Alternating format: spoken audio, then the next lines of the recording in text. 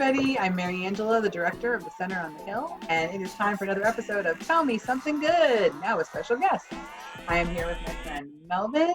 I'm so excited to have him. He's coming from all the way in. Where are you at, Melvin? I'm in Norfolk, Virginia. Nice. What do you do down there, Melvin? I sleep a lot. I like to eat. No, I'm a firefighter for the city of Chesapeake, and I do a lot of part-time work doing stuff too. So nice. What's the weather like? like? I'm a firefighter. Nice. I like to ask everybody. What right now it's overcast. Probably about 50, 60 maybe. Birds are chirping, so it's a good day. I'll take it. That sounds awesome. Well, today we're going to play some Story-Wise. If you remember, this is 144 thoughtful ways to bond with a fellow human, and it was given to me by Atria Senior Living back last summer, so I'm really excited to pick 3 questions. I'm going to mix them up. I like to mix them up. And so have you ever repeated a question? Oh, no. I have 144 questions. None have been repeated. They won't be until I've asked all 144 of them. 3 per episode. I don't do math, so I don't know how long that is. But. All right. We're going to start with this one. Here's the picture. And I like to put it back so it's a little bit better in focus. There we go. That's Johnny Cash. It is. And looks like it. The question is, a musician you enjoy. So I enjoy a lot of musicians, but I think one of my favorite musicians is Ben Folds. I love Ben Folds. I could listen to his music all the time. I've seen him live in concert with a band. I've seen him live in concert with just him and a piano. I've seen him when he was with Ben Folds 5 way back in the day. I stumbled upon Ben Folds when he was with Ben Folds 5 at a concert where they had like a small second stage and then like a main stage, and I was walking to get a beverage from the concession stand past the second stage, and I heard this guy just like wailing on this piano, and I'm like, what is happening? And I went in there, and it was amazing. I mean, not since young Billy Joel, had I heard a guy just like really rock a piano. Going off on the piano. Yeah, and I just... But he's doing musicals now too, right? He is. He does all kinds of things. He writes symphonies. Yeah, like a lot of stuff. And right now on Patreon, he does these Saturday night sessions from Australia, which is where he's been quarantining, is in Australia. He was supposed to be there for tour, and then of course everything got canceled, and now he's been in Australia. But every Saturday night, which actually is Sunday morning his time, he gets up and he grabs a beer and he sits down at his electric piano and he plays tunes for us for free online. And he calls them like Saturday night sessions with Ben Folds. And it's pretty great. And that's just why he's a musician I enjoy. What about you, Melvin? Tell us about a musician you enjoy. Wow, that's a big one because I think it depends on my mood, I mean, there's a lot of bands that I like, different bands, but musicians, let's see. Well, I like Prince. I'm trying to think of just single people like Prince, Dave Matthews. Like I said, it just depends on the mood that I'm in, the different types of music that I like. So, I mean, I can't really pinpoint a specific, musician, just one person. So it just depends on how I'm feeling that day. Okay, so let's say you're like having a great day and you're really like feeling it and you're like in the best mood ever. Who's your go-to musician then? Gosh. Well, I guess I would go with like a group like a New Edition. Like that's my favorite group of all time. So. Nice. So I would go with that just because of like I grew up listening to them, and then with them now as adults, I grew up with them. So from and my music taste was exactly how they they grew. So I would go with New Edition. That would be my go-to. It's not a single musician, but nice. No, I love it. All right, here is our second one. Here's the picture. They're like drinking coffee and eating cake. This says something you once disliked but now enjoy. You go first. Actually, the first time that I had sushi, I didn't like it at all. I remember everyone was talking about it, and this is when everyone was starting to get into sushi, and I was like, it's raw fish, you know, like I like fried stuff, cooked. so raw fish didn't really it didn't appeal to me at the time. But the first time I had it, I felt like I was getting sick a little bit, but for some reason I wanted to give it another try.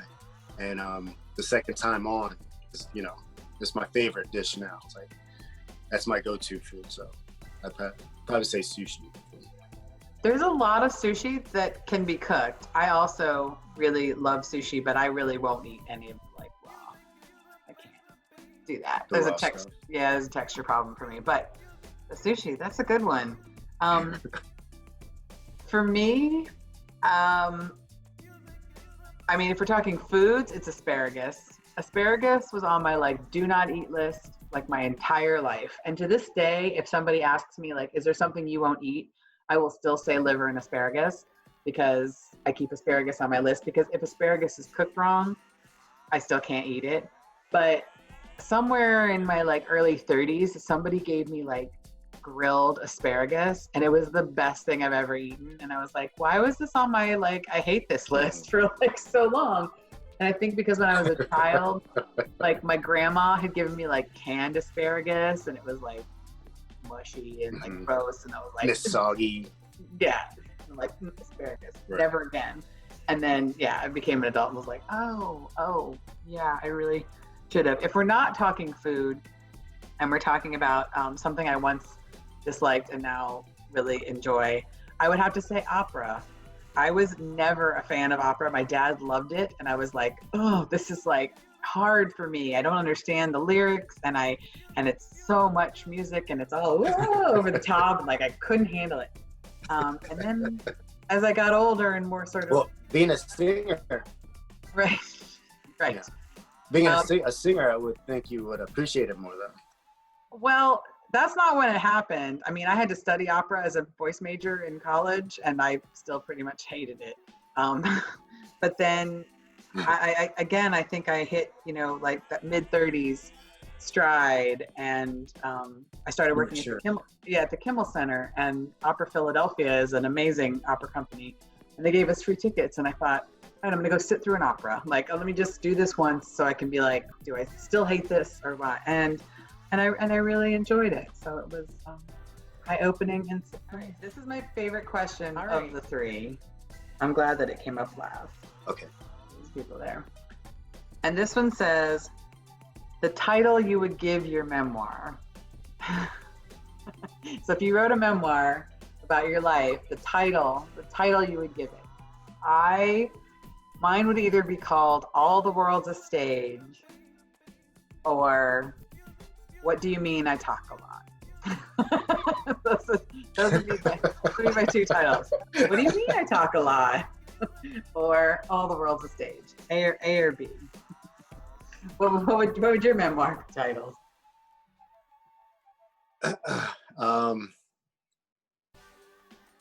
He made it. He made it through. Okay.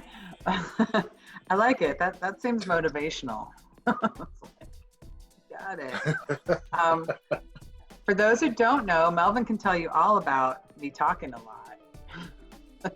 I didn't say this at the beginning of this episode. No one knows. No one else knows. I'm sure they probably do. But Melvin's actually known me since 11th grade. So, and I think maybe I was in 10th grade at the time. So he was in 11th grade. And the running joke is often that, you can say, hey, to me, like, hi, Mary Angela, and then never have to say anything again for like 20 minutes, because I'll just talk and talk and talk. Well, the irony behind that is that when we had class together, you actually didn't say a lot. You didn't. I think you sat behind me, right? You sat behind me. But yeah, you didn't talk a lot. Okay, sorry. But yeah, you didn't talk much then. So I didn't know. So Right. He had to become my like friend and like start hanging out. Being with in class too, I get it.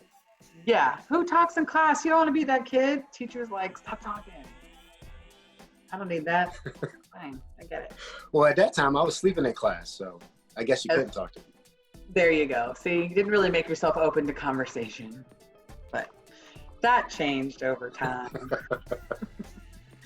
All right. Well, let me recap our 3 questions for those of you playing at home.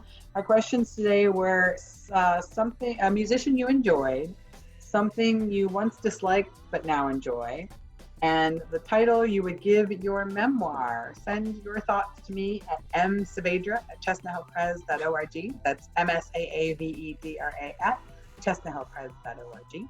And join the conversation. Thank you, Melvin, for being with us. It was really great to have you. So fun to have you on from sunny. Thank you. Thank you for having me. Absolutely, absolutely. So great to see you. Thanks for watching, everybody. Have a great rest of your day.